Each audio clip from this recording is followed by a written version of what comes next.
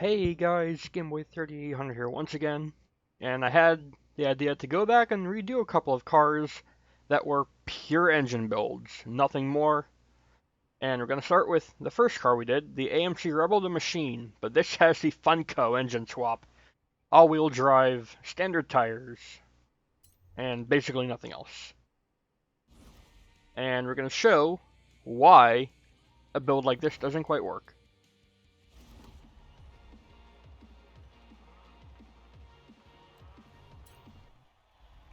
I'll do just a couple laps, one to get us going and another flying. This car will have the most amount of power we will ever see go around this track, just full stop, but it'll not be able to control it literally at all. We're going so slow through here, and now the only place where we can even get close to the throttle is here on the jumps. We are flying farther than we've ever flown, but it's actually a hindrance to us here, because if we can't clear the double, we're going to land on the up ramp of the next ramp, or next jump, and not do any good. And we're so slow everywhere else that we're going to have a pretty horrid time trying to get through this track.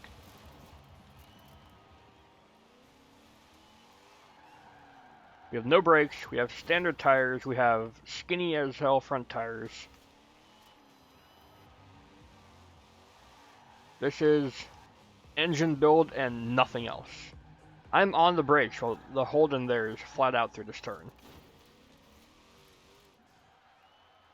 I'm on the brakes before the finish line even.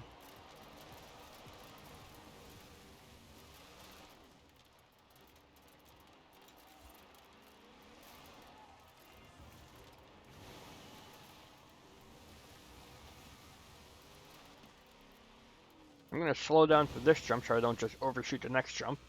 And it wasn't enough. I will rewind since this lap is already dirty since I slammed the wall in the first second.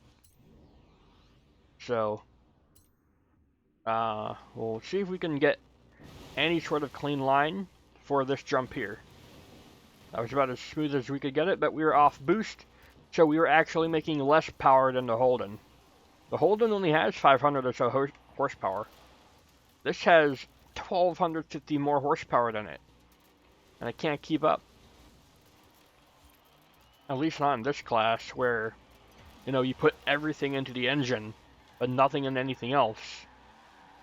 There's no brake upgrades. I'm on wide rear tires, but skinny front tires. And look at that, we can't even get a sub 1 minute lap time, even with the rewind. So that's the Rebel with the engine build.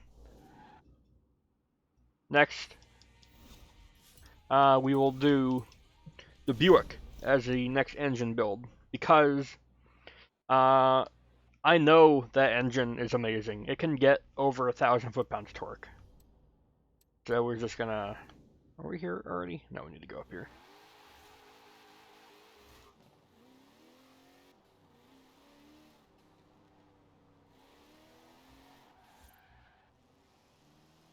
And there we go, over 1,000 foot-pounds of torque right there. You saw it. With the turbo.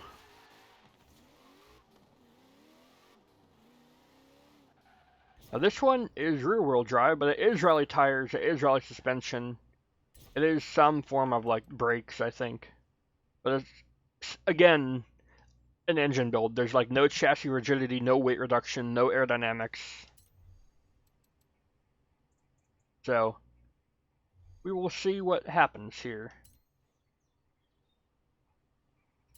Got the Holden to go up against. I'll give myself a few more laps this time around. And here we are, the Buick GSX. I knew this engine could get over 1,000. I tried to do it for the video before, but it just wouldn't work if I wanted to build it sensibly. Now here it is a little bit less sensibly, but not totally out of this world, you know? It's still got rally tires, rally suspension, got, you know, upgraded gearbox.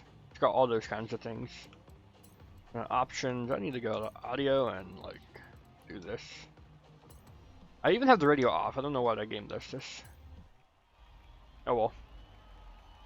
Alright, so we're going to start off and we're going to be like fairly slow. I'm going to have to short shift a lot. Fourth gear is going to be my first gear here.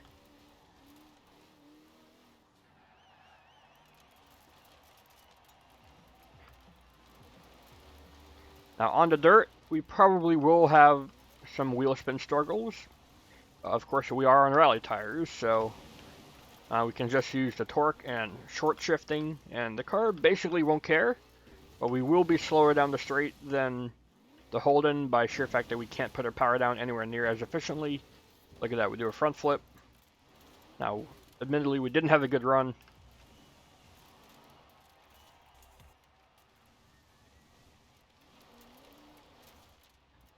Now, even with everything going for this car, other than, you know, not all-wheel drive, it's showing that you need more than just an engine to win in this series. That's why the Holden leads.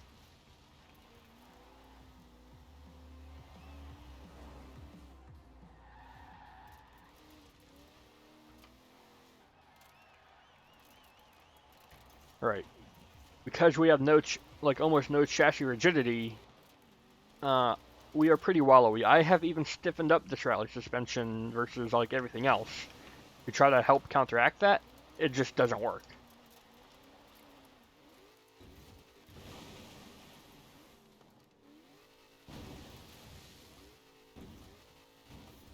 And we've done a barrel roll. Second time we've done one of those.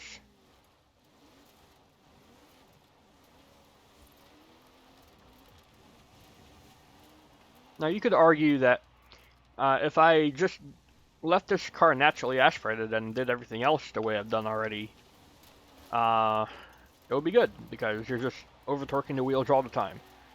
While that's true, I'm also, like, you know, short shifting a lot. I'm not using any RPM throughout any of this run. And RPM is what gives you wheel speed. Low RPM and a lot of torque, what that does is just helps you turn the wheels.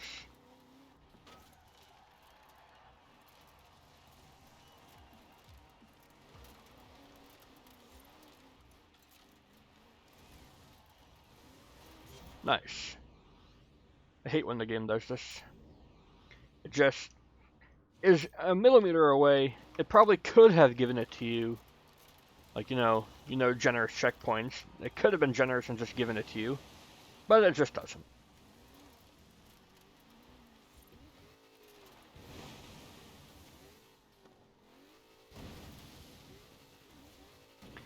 That was even with a better run with the rewind.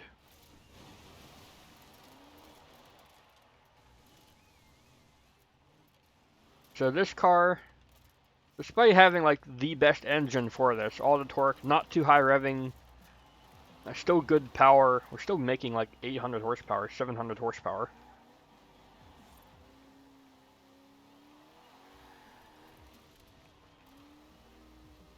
It's just never going to be able to compete with the Holden, because the Holden is a good mix of lightness, handling, power, and control. There have been cars with handling, but didn't have control. There have been cars with lightness, but didn't have speed. There have been cars with speed, but didn't have any of the other things. You need to have a balanced car in order to do well. And so far the Holden has proven to be the most balanced car. We are never going to be able to compete with the Holden in a car like this that is a pure engine build. Neither this nor the Rebel were good showings.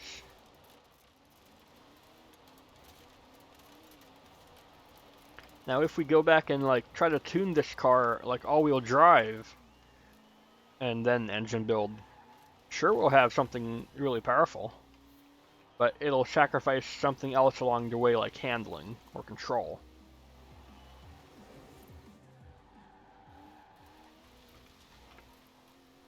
On a road circuit, this may be completely different, because right now we are on a loose surface where, you know, the surface is trying to get away from the tires that are already willing to spin up pretty easily with a big, powerful engine. I have an A-class build of this with like sport tires in A-Class with 1,000 foot-pounds of torque, and it's amazing. How do we go around the outside of that checkpoint? Oh well. Let's go ahead, go back to the festival, and see if we can make this specific car with this engine work. The Rebel will never work with that engine, Scott. But this one just might if we are not a complete moron. It'll sacrifice some handling bits. It'll sacrifice maybe some control, but not enough of it. Because, right, you saw there, we had little to no control. We're going to reset upgrades just to give us a clean slate.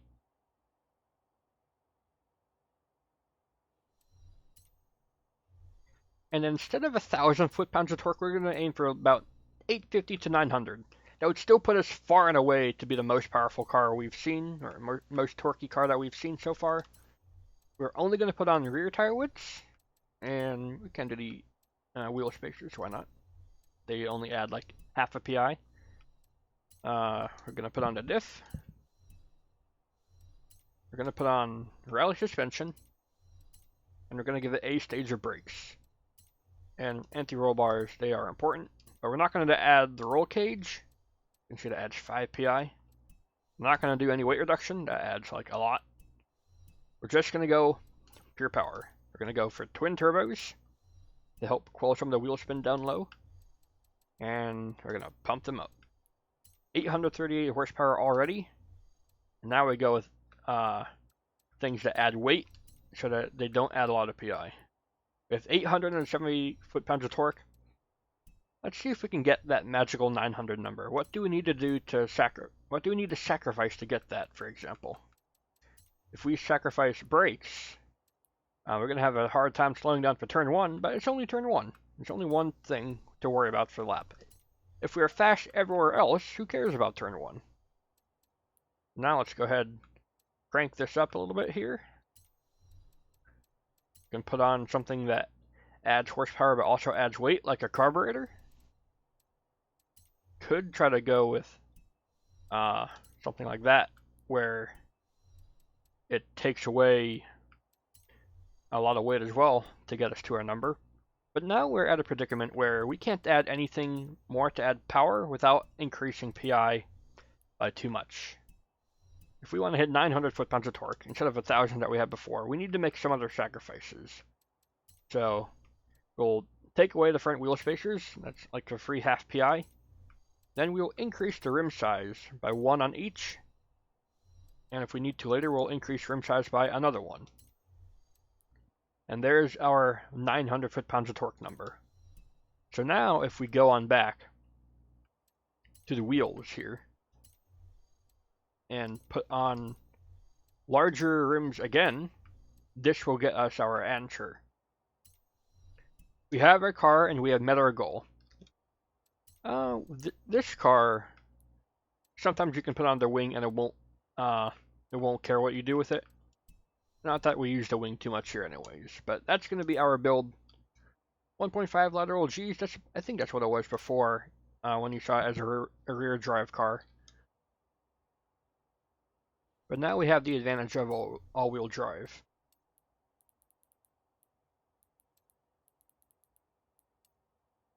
And it's basically already at our speed. So we just need to decrease gearing a little bit. There we go. Because we don't have chassis rigidity, we need to make up for that rigidity elsewhere. So I'm going to make the sway bars and suspension stiffer than normal. Now it says our lateral Gs are probably not in good standings either. 96 and 95, which have like 106, 115. That's like the highest we've seen from like the Dodge Daytona. We don't have any brake power, we don't have any aero. The only thing we can tune is diff here.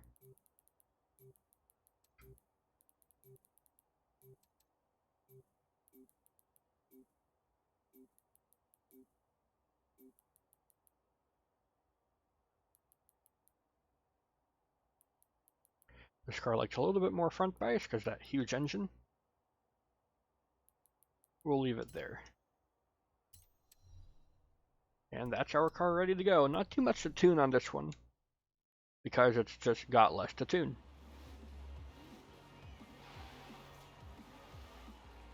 Now we have our huge torque number. Because it's a supercharger, it might even give us more torque than what the card says. Nope, 900 on the dot. I know for like maxing out the engine, the supercharger actually gives more pressure, boost pressure than it says. So we actually get like 1,020 foot-pounds of torque instead of just 1,000. Supercharger is better for that. I think we went for twin turbos with this car to help quell some of the low-end wheel spin tendencies. Let's try now. This is a engine build. You saw us build it. Holden Tirana, which is a handling build, with still a not bad engine. You know, it's 550 horsepower. In fact, I can show you. If I go down here to Classic Muscle, we'll be able to see the very Holden. It's got 450 horsepower, 480 foot-pounds torque, only 2,600 pounds out of a 5.5 liter V8. And right behind it was the Ford XP Falcon, which was 3,300 pounds. Not exactly light, but compared to the 4,000 pounds of ours, 4,100 pounds. It's like a featherweight.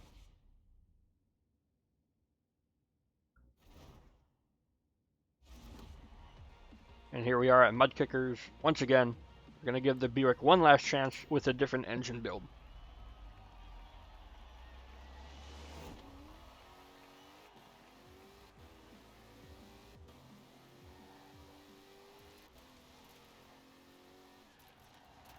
Okay, so right off the bat, I can notice that, you know, we have a little bit more grip,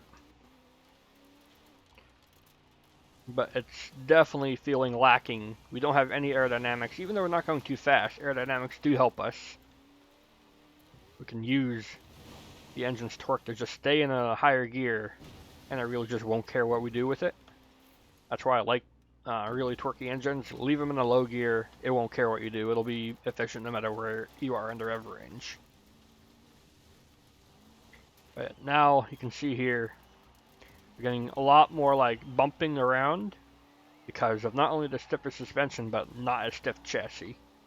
So everything is going more through the chassis instead of through the suspension, making it wallowy. You can see for speed, we're actually not too far down. Like, the Holden is not bad.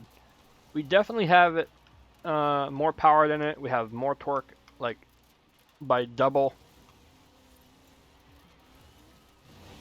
So if we can just stay close enough and be able to run after it on the straights and up the hills, we may have ourselves a contender, but we're going to still be sacrificing too much handling for it to really compete.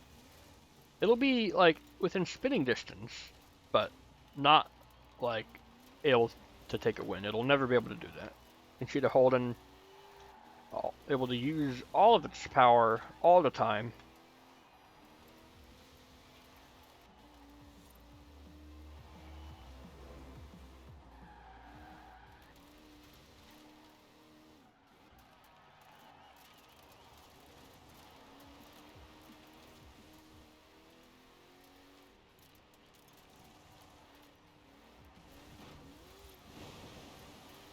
Dive down low. Up into fifth we go. We carry some tremendous speed. This is definitely one of like the quickest cars we can reasonably have down the straight here that has like reasonable build.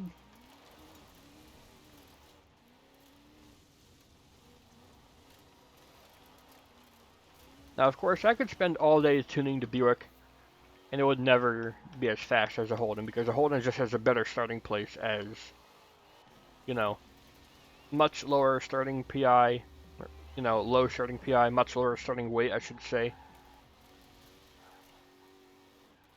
And, you know, it's got the PI to spare to put all the handling bits in and still have good power for its weight.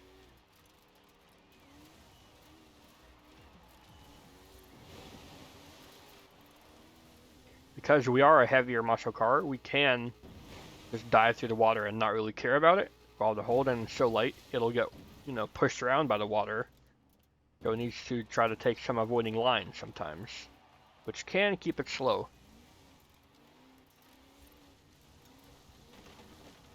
Here though, even though we're not anywhere near as bad as we were with the Rebel, it's still nowhere near enough to actually compete with the Holden.